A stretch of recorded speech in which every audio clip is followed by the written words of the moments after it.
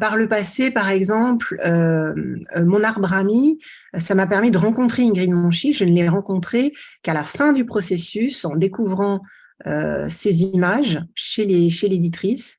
Je n'avais pas pu même dialoguer avec elle, et du coup, on est restés amis.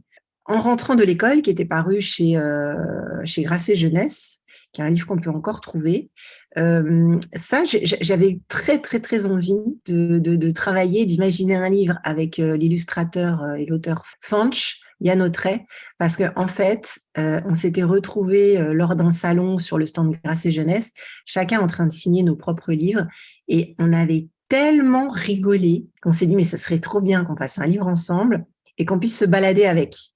Pour l'attente, par exemple, moi, je ne connaissais pas Clémence Paulet, je ne la connaissais pas du tout, donc je suis allée voir un peu ce qu'elle faisait. Les éditeurs m'ont dit, tiens, on voit bien ce texte illustré par elle, et ils avaient tout à fait raison.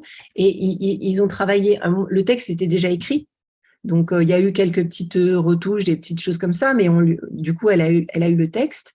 Et au fil des mois, on me montrait un petit peu les crayonnés, le chemin de fer, on voyait comment ça évoluait. Même si pour moi, c'était très difficile de savoir à quoi allait ressembler le livre.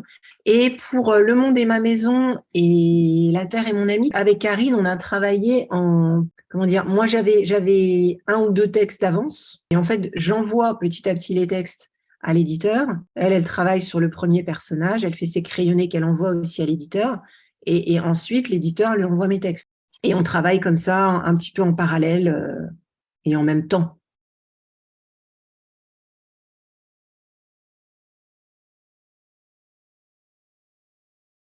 Je pense qu'il faut les aborder de façon fictionnelle. C'est du documentaire, mais c'est du docu-fiction. Si je vous prends un livre au hasard, d'abord, Le Monde est ma maison, vous pouvez l'aborder carrément par l'image. Vous pouvez faire un petit jeu même avec les enfants, parce que sont numérotés chacun des drapeaux et donc des pays qui interviennent dans l'histoire. Donc ça, c'est souvent les enfants s'amusent à retrouver où est le pays.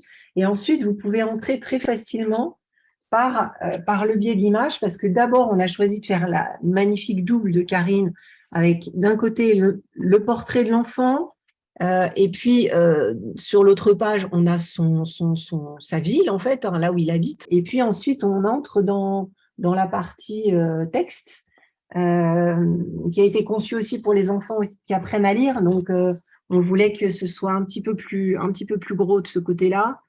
Et puis après, un peu plus dense. Il y a un petit glossaire avec quelques petits mots qui sont expliqués. Donc, c'est des livres même que vous pouvez aborder déjà je dirais en grande section de maternelle sans aucun problème. Et après, ça court jusqu'au CM2. Hein.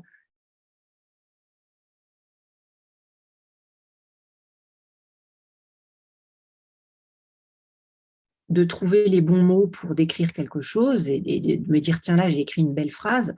J'ai pas plus grand plaisir dans la vie. Donc, c'est quelque chose que j'aime transmettre.